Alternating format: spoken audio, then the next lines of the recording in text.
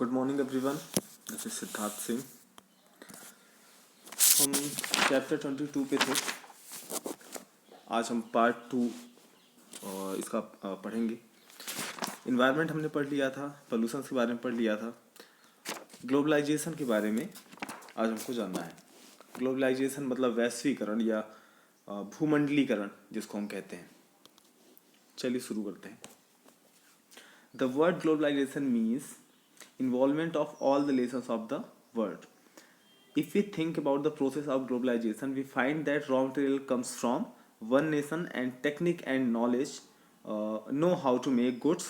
Raw material is provided by another country.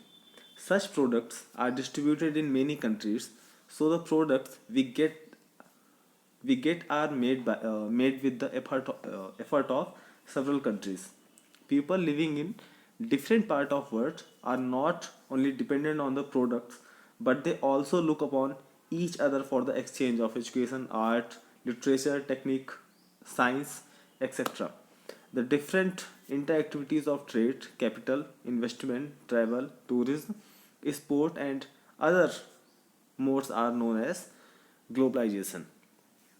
कहने का मतलब ये है कि वैश्वीकरण पे या ग्लोबलाइजेशन पे हर एक कंट्री एक दूसरे पे डिपेंड होती है। जैसे मान लीजिए हम छोटा उदाहरण लेते हैं, दुबई का उदाहरण लेते हैं। दुबई में आपका ऑयल का प्रोडक्शन बहुत ज़्यादा होता है, लेकिन वहाँ पे खेती लायक ज़मीन नहीं है, तो वहाँ पे आप किसी भी प्रकार का अनाज आप उगा नहीं सकते हैं। सिर्फ और सिर्फ पाम ऑयल के अलावा आप जो खजूर के पेड़ होते हैं उसके अलावा वहाँ पे और कुछ नहीं मिलता है। उसकी बहुत अच्छी पैदावार होती नहीं है वहाँ पे। तो जैसे इंडिया है, इंडिया में तेल का प्रोडक्शन उतना ज़्यादा है नहीं, तो हमारी डिपेंडेंसी जो बनती है वो अरब कंट्रीज़ के ऊपर ज़्यादा बनती है। ठीक है। और हमारे पास मिनरल्स बहुत हैं, साथ में हमारे पास खेती लायक बहुत सारी ज़मीन है, हमारे पास उपजाऊ ज़मीन है जिससे हम खेती बहुत अच्छे तरीके से कर सकते हैं। कृषि हमारी बहुत संपन्न है, तो हम ये सारी चीज़ें हम एक्सपोर्ट कर देते हैं उन कंट्रीज़ के लिए जहाँ पे इसकी रिक्वायरमेंट ज़्यादा है, और हम जो हमारे पास नहीं है उसे हम इम्पोर्ट कर लेते हैं किसी दूसरी कंट्री से।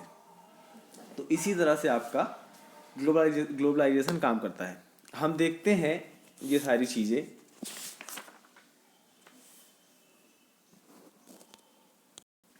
ग्लोबलाइजेशन पे हम ये देखते हैं कि जो रॉ मटेरियल है वो कहीं और से आता है, उसको उस रॉ मटेरियल से कोई अच्छा प्रोडक्ट बनाने की जो विधि है, जो टेक्निक है, वो किसी और देश से आती है। मतलब उसको बनाने का तरीका किसी और देश के पास होता है ना।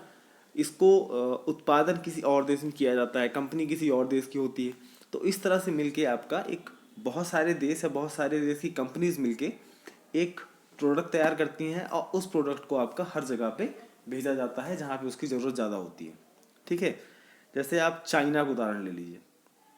चाइना पे आपका मिनरल्स बहुत है, संसाधन उसके पास बहुत ज़्यादा हैं, उसके पास लेबर बहुत ज़्यादा है, लेबर उसके पास सस्ती लेबर है, उसका जो गवर्नमेंट फैसिलिटीज़ होती हैं वो कंपनीज को ज़्यादा मिलती है, रिलैक्सेशन आपका कंपनी को ज़्यादा मिलता है। तो पूरी दुनिया का जो आपका इन्वेस्टमेंट था, पूरी दुनिया का इन्वेस्टमेंट वो चाइना पे आया था।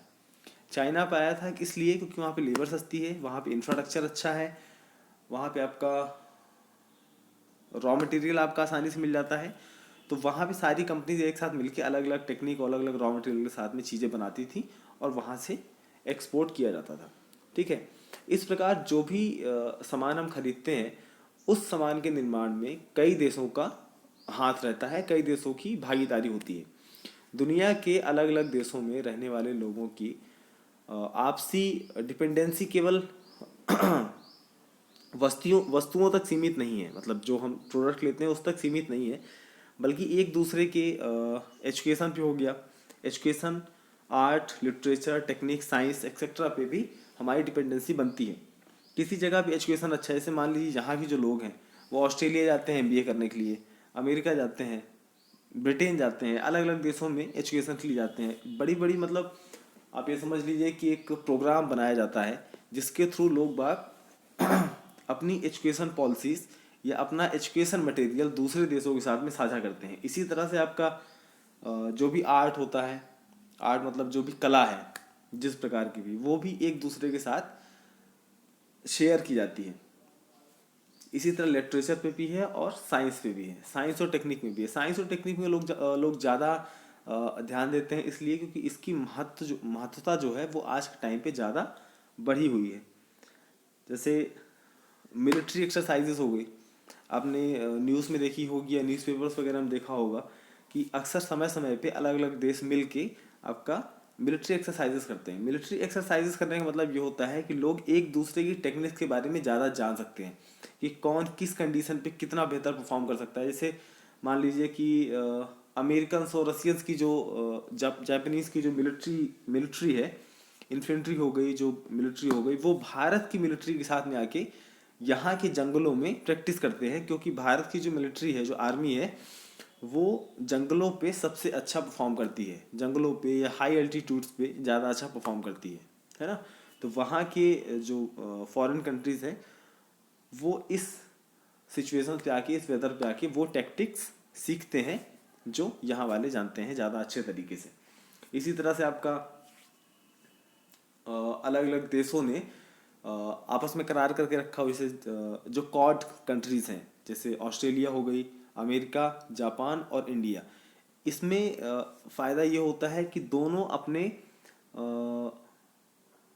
डाटा जो होते हैं, जो भी डाटा होते हैं उनके आपस में, मिलिट्री डाटा जो होते हैं, जो आसपास जो भी एनिमीज़ के डाटा होते हैं, वो चारों कंट्रीज एक दूसरे के साथ शेयर कर देते हैं। तो ये भी आपका एक फ़ायदा है। तो यही सारी चीज़ें हम ग्लोबलाइजेशन के तौर पे जानते हैं। स्पोर्ट्स का भी दिया हुआ है, आप स्पोर्ट्स में देख लीजिए, चाहे आप कॉमनवेल्थ गेम्स को देख लीजिए, चाहे आप उसको देख लीजिए, ओलंपिक को देख लीजिए, है ना। तो ये सारी चीज़ें आपकी एक दूसरे के साथ शेयर करके या डिपेंडेंसी के साथ बनी रहती हैं। भाई हर एक देश के पास वो सारी चीज़ें अवेलेबल नहीं होती हैं जो चाहिए होती हैं। मान लीजिए आपके पास अगर बहुत बड़ा खेत है, तो उसमें आप वो सारी चीज़ें नहीं उगा सकते हैं जिसकी आपकी डेली लाइफ में आपको नीड होती है। इसके लिए आपको किसी दूसरे के ऊपर डिपेंड होना ही पड़ेगा, है ना। पहले वस्तु विनिमय के तौर पे ये सारी चीज़ें होती थी, आज हम कागज़ के टुकड़े देके वो सारी चीज़ें खरीदते हैं। The process of globalisation makes nations interdependent on each other and minimize distance. One country depends on the other countries for development. वैश्वीकरण की प्रक्रिया में एक जो देश हैं वो एक दूसरे के ऊपर डिपेंड हो जाते हैं और लोगों के बीच में जो दूरियां होती हैं वो घट जाती हैं। एक देश अपने विकास के लिए अगले देश के ऊपर भी निर्भर रहने लगता है। विकास से मतलब ये है, जैसे देखिए अभी इंडियन बजट आपका आया हुआ है, तो भारतीय बजट में आपका सारी चीज़ें बताई जाती हैं, कहाँ कहाँ हम इन्वेस्ट करेंगे, कितना हम डेवलपमेंट का परसेंटेज हम निकाल के रखेंगे, कितना डेवलपमेंट हमको करना है। तो उसके लिए जो इसमें लिखा हुआ है कि एक देश अपने विकास के लिए दूसरे देशों पे भी निर्भर रहता है। इसका मतलब होता है लोन से, कि आप अगले देश से या वर्ल्ड बैंक से या वर्ल्ड ट्रेड ऑर्गेनाइजेशन से, WTO से कितना आप लोन ले सकते हैं, क्योंकि भारतीय बजट का जो सबसे बड़ा इनकम का सोर्स है वो आपका दूसरे देशों से या फिर किसी दूसरे बैंक से, इंटरनेशनल बैंक से लोन का है, जो कि 100% में से 36%, अगर हमारी आय, अगर इनकम हमारी पूरी 100% अगर मान ली जाए, तो उसमें से 36%, 36% जो हमारी इनकम है वो लोन के तौर पे आती है। ठीक है। उसके बाद आपका GST है 15%, 14% आपका इनकम टैक्स रिटर्न है ना।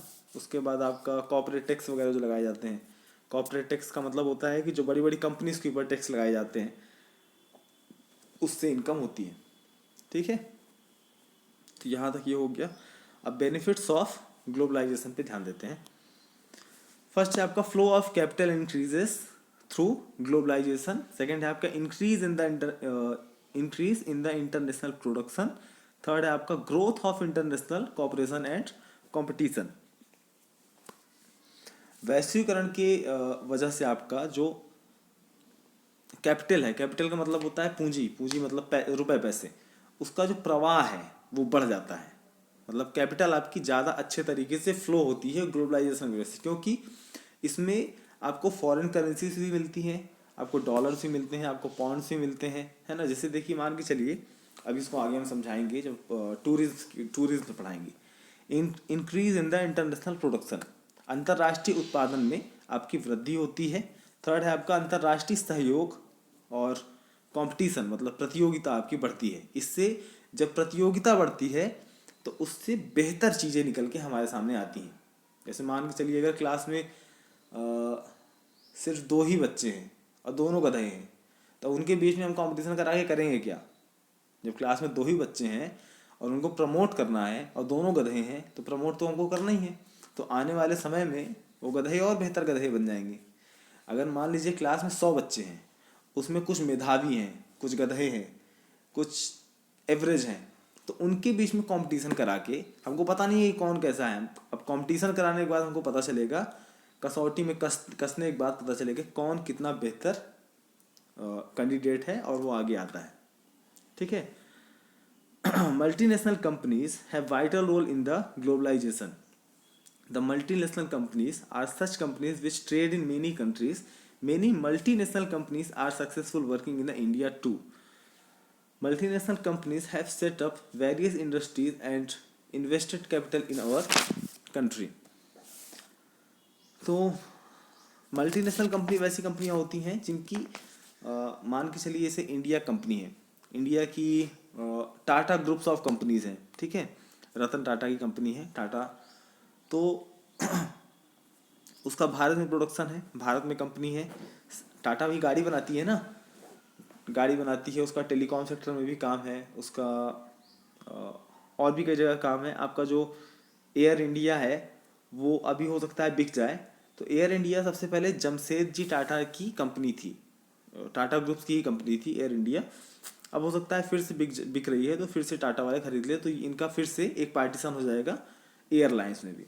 तो जैसे टाटा आपकी टाटा सफारी हो गई, और भी बहुत सारी टाटा कंपनी की गाड़ियाँ आती हैं। तो जैसे भारत में उसका काम है, साथ में उसका अमेरिका में भी काम है, ब्रिटेन में भी काम है, रशिया में भी काम है, या और कंट्रीज में भी काम है। तो इसको कहते हैं मल्टीनेशनल कंपनी। मतलब एक कंपनी अलग अलग देशों में उसकी ऑफिसेस हो, हेडक्वार्टर्स हो, या आपकी प्रोडक्शन लाइन हो, तो इसको कहते हैं multinational company.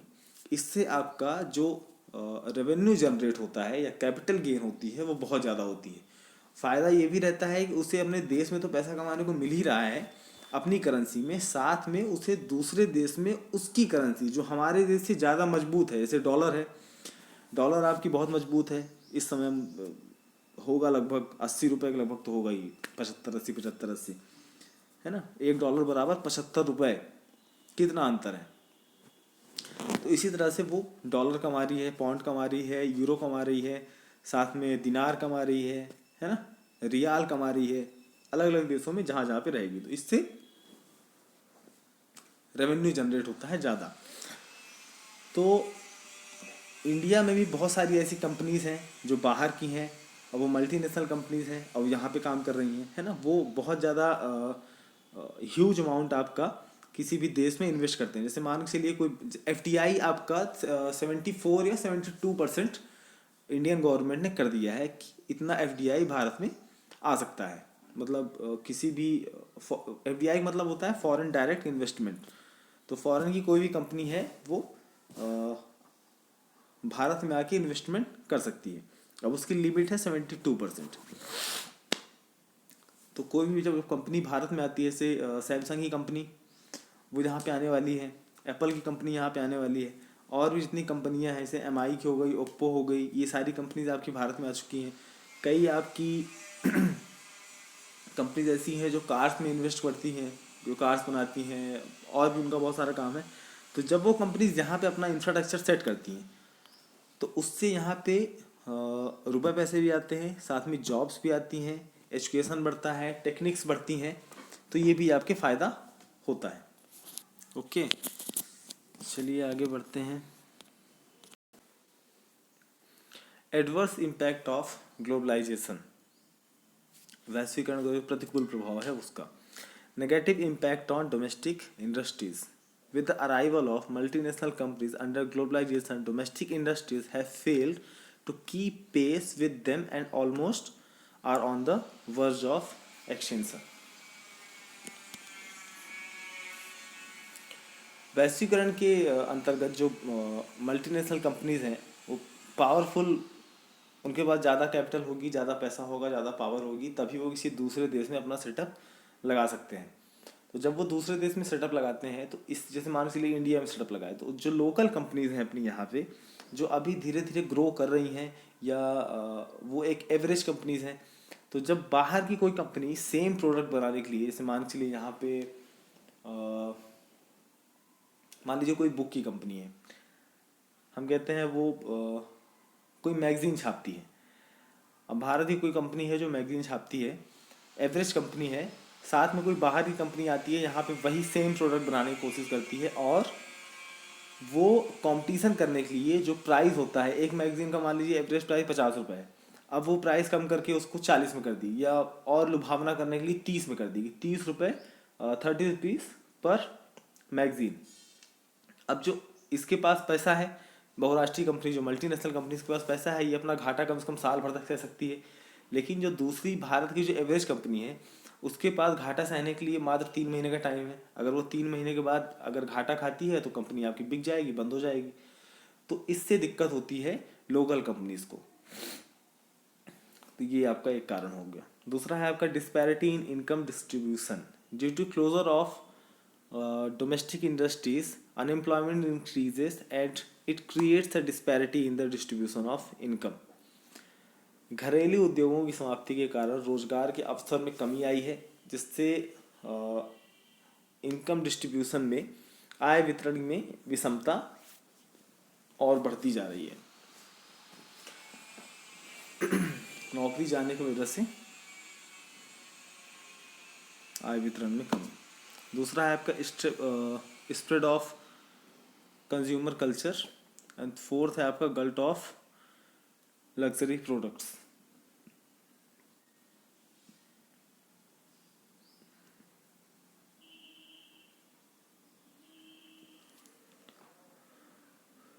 The globalization lays focus on two areas, liberalization and privatization. Liberalization means to ease laws and promote multinational companies to invest money in a country in the industries, service sector and trades. Privatization means to allow the private companies to produce goods which were not allowed earlier. The handing over the government companies and their wealth to private companies for smooth running is also a part of globalisation. Globalisation आपका दो चीज़ों पे ज़्यादा जोर देता है। पहला आपका लिबरलाइजेशन और दूसरा आपका प्राइवेटाइजेशन। लिबरलाइजेशन को हम उदारीकरण कहते हैं और प्राइवेटाइजेशन को हम निजीकरण कहते हैं। लिबरलाइजेशन पे या उदारीकरण में इसका नियम ये होता है कि जो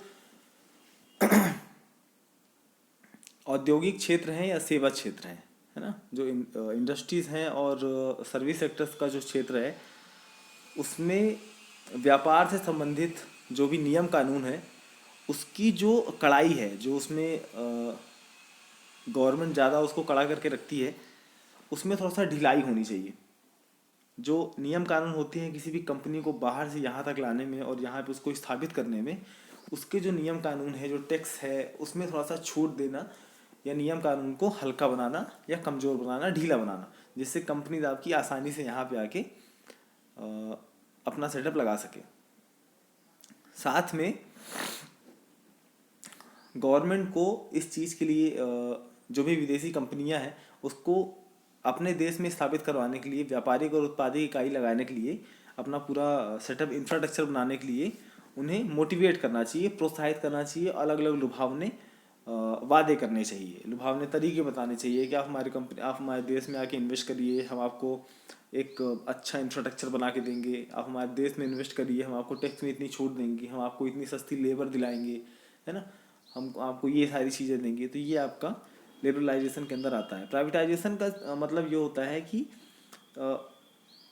किसी प्राइवेट कंपनी को, देश की कोई प्राइवेट कंपनी है, उसे ऐसे काम करने की इजाज़त दे दी जाए जो पहले उसे इजाज़त नहीं थी। जैसे मान लीजिए कि गवर्नमेंट कोई अपना सेक्टर, भाई पहले टेलीकॉम सेक्टर आपका गवर्नमेंट देखती थी।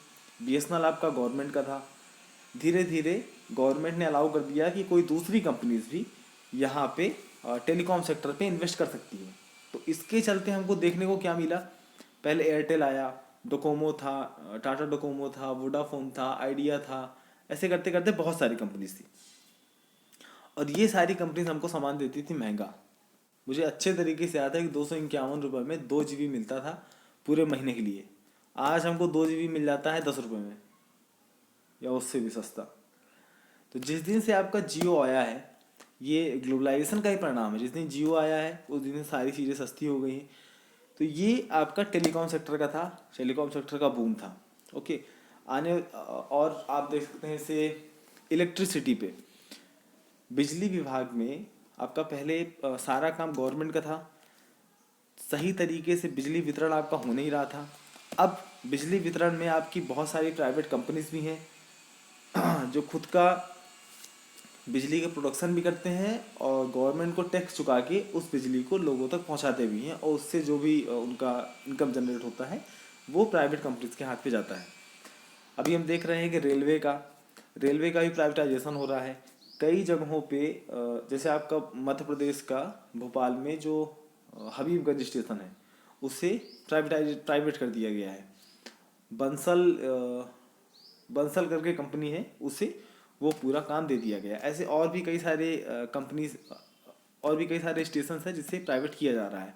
अभी अभी के बजट में एक आया है कि रेलवे की जो भी ज़मीन है भारत में, सबसे ज़्यादा अगर ज़मीन अधिग्रहण किसी के पास है, सबसे ज़्यादा ज़मीन किसी के पास है तो वो रेलवे है। तो रेलवे के पास जितनी भी ज़मीन है जिसका उपयोग नहीं हो रहा है, जिसका काम हमें नहीं पड़ रहा है, वो खाली पड़ी हुई ज़मीन है। आप कभी भी देखते होंगे जहाँ पे रेलवे की पटरी निकल रही होगी उसके अगल बगल बहुत सारी ज़मीन रेलवे की ही होती है ना। उस पर चाहे तो रेलवे 5 लाइन और बिछा सकती है, इतना ज़मीन होती है रेलवे के पास। तो रेलवे उन ज़मीन को किसी प्राइवेट फर्म्स को लीज पे दे देगी कि आप इसका यूज़ करिए, आप हमको इतना टैक्स चुकाइए, आप इतना हमको पैसा दीजिए, और आप जितने साल का उनका एग्रीमेंट होगा, 50 साल का, 100 साल का, मैक्सिमम 99 साल का, आपका 99 ईयर्स का होता है लीज, है ना। तो अब गवर्नमेंट और प्राइवेट कंपनीज के बीच में जैसी भी बातें होंगी उसके हिसाब से वो ज़मीन किसी प्राइवेट कंपनी को दे दी जाएगी और उससे रेवेन्यू जनरेट कर लिया जाएगा। साथ में आपने देखा होगा कि रेलवे स्टेशन या रेलवे के आउटर पे, स्टेशन के अगल बगल पे आपको स्टेशन कह रहे हैं, पटरी के अगल बगल पे आपको रेलवे की ज़मीन पे कचरा मिल जाएगा। रेलवे का जो भी उसका गार्बेज होता है, मान लीजिए पटरी पड़ी हुई है, खराब पटरी है, टूटी फूटी है, रेलवे का कोई सामान ही पड़ा हुआ है, टूटा फूटा है, तो उसकी नीलामी कर दी जाएगी। नीलामी कर दी जाएगी इन द सेंस ऐसे कि वो बेच दिया जाएगा। अब रेलवे का लोहा आपका होता तो अच्छा है, अब उसको प्राइवेट कंपनी को बेचा जाएगा। अब वो उससे कुछ भी बना ले, कार बना दे, कंपनी बना दे, ट्रैक्टर बना दे, कुछ भी बना दे, तो उससे भी जनरेट हो जाएगा रेवेन्यू, है ना। तो ये सारी चीज़ें आपकी प्राइवेटाइजेशन पे आती हैं। रेलवे प्राइवेट है आपकी कुछ कुछ जगहों पे, साथ में बिजली कंपनी का है, टेलीकॉम सेक्टर है, और भी बहुत सारी चीज़ें हैं। धीरे धीरे उसे भी प्राइवेट किया जाएगा। अब अगला अपना आता है टेररिज्म, आतंकवाद।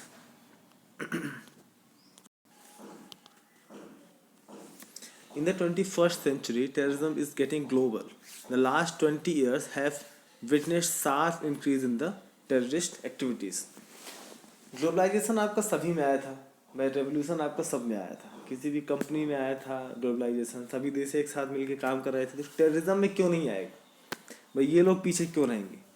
आपका 21वीं शताब्दी में जो आपका आतंकवाद है वो आपका बढ़ता चला जा रहा है, वो वैश्वीकरण की नीति अपना रहा है, लगभग हर जगह आपका आतंकवाद पनप रहा है। पिछले 20 साल में आपका आतंकवाद बहुत तेज़ी से बढ़ा है और इसकी जो एक्टिविटीज़ हैं बहुत तेज़ी से बढ़ी हैं। लगभग सारे देश इस चीज़ से ग्रस्त हैं, है ना। Terrorism is an illegal forceful means to achieve desired goals. आतंकवाद अपने उसे जो भी उसका जो उद्देश्य है उसको पूरा करने के लिए बलपूर्वक और इलीगल या गैर कानूनी तौर पे काम करवा के उस चीज़ को पाना चाहता है ना। ज़बरदस्ती पाना चाहता है, मतलब हमको पाना है, हम कैसे ही पाले, मार के पाले, और ज़बरदस्ती की चीज़ें पाना चाहता है। उनके लिए मतलब लोकतंत्र मायने नहीं रखता है ना। आप फोटो भी देख ही रहे हैं, ये आपका 9/11 का हमला है। वर्ल्ड ट्रेड सेंटर अमेरिका पे हमला हुआ था। 2 प्लेन्स आपका वर्ल्ड ट्रेड सेंटर से टकरा गए थे। तकरीबन उस टाइम पे कहा जा रहा था, मैंने इसकी डॉक्यूमेंट्री देखी थी, इस पे कह रहे थे कि 5 प्लेन्स आपके हाईजैक किए गए थे। पाकिस्तान का जो अलकायदा है, अ, पाकिस्तान अफगानिस्तान का जॉइंट वेंचर है आपका अलकायदा, ओसामा बिन लादेन इसका हेड था।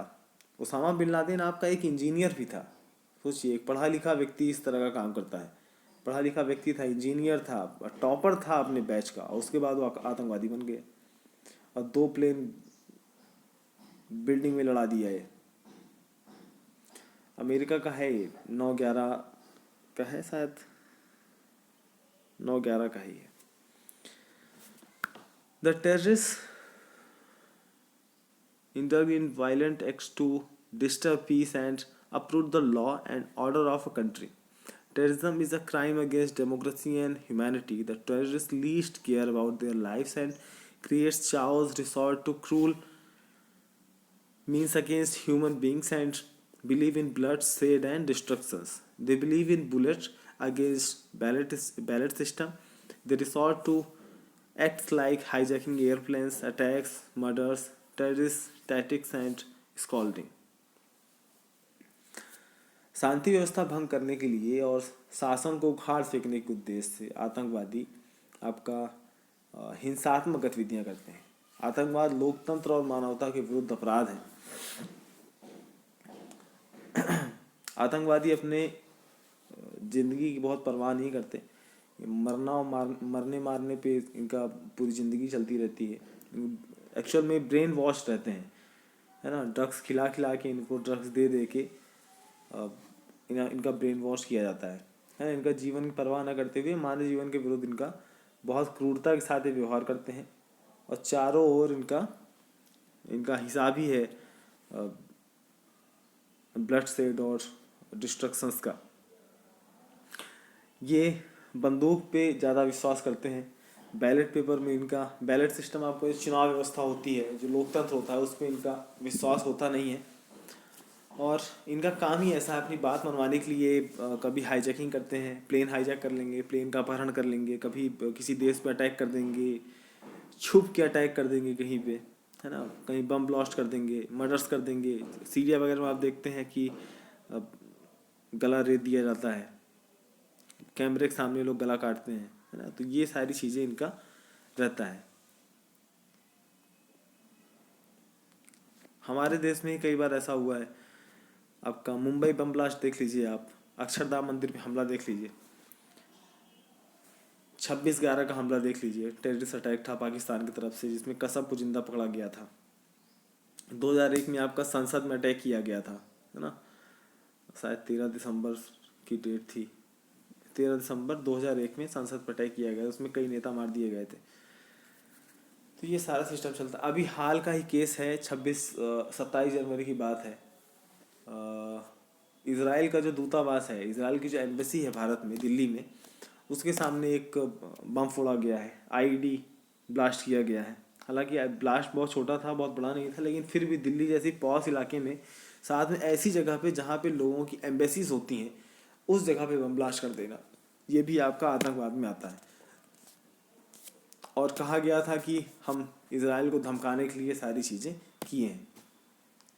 अभी खुलासा होना बाकी है।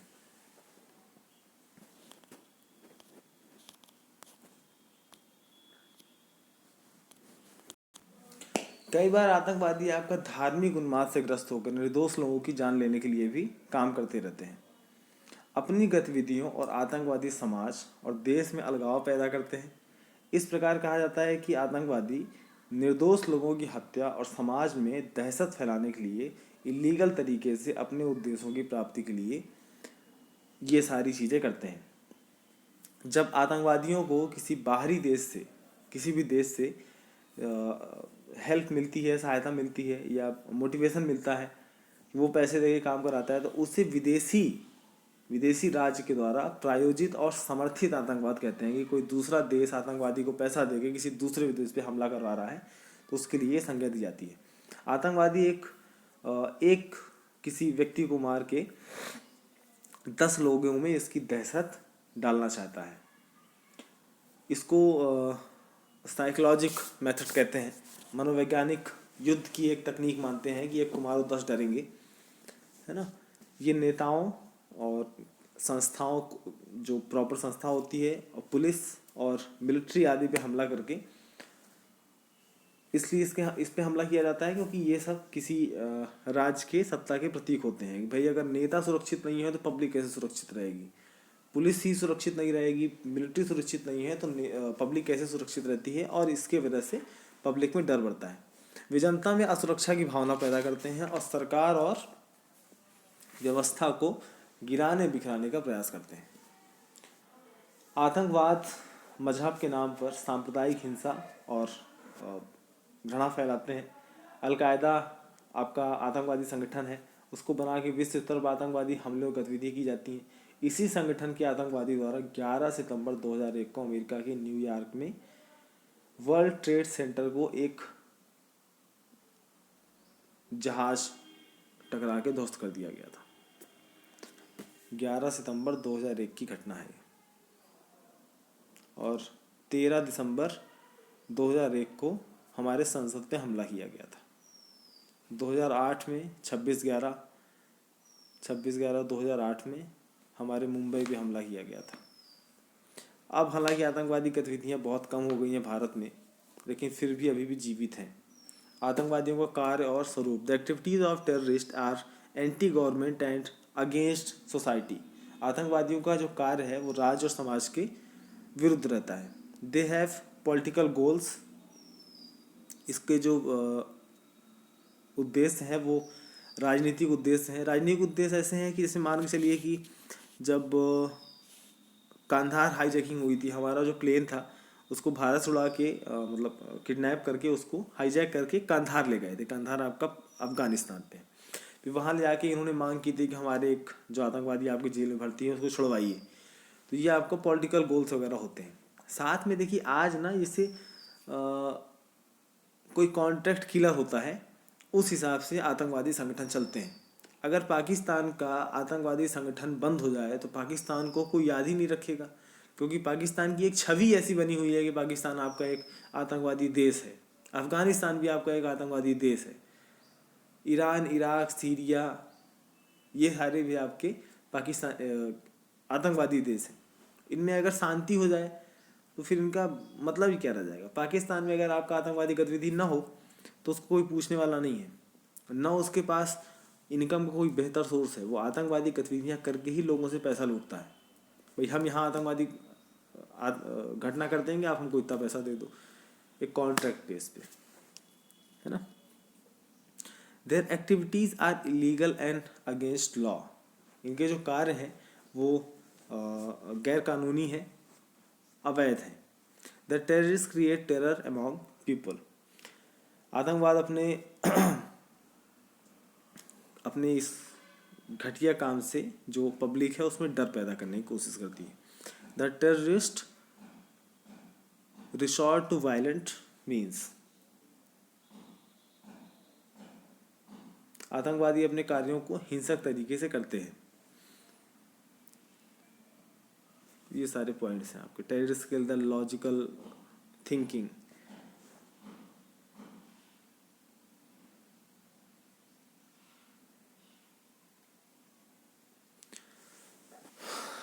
Terrorism in India. Terrorism has today become major challenge for almost all the nations of the world. India has been also affected by terrorist activities since few decades. Some rivals and neighboring countries promote fundamentalists to take to terrorism in India. These terrorist activities have tarnished the image of India's secular face. This is also against the Indian values of Sarvadharma Sambhav and Vasudhaiva Kutumbakam. They have also posed danger to supremacy, integrity and democracy of India.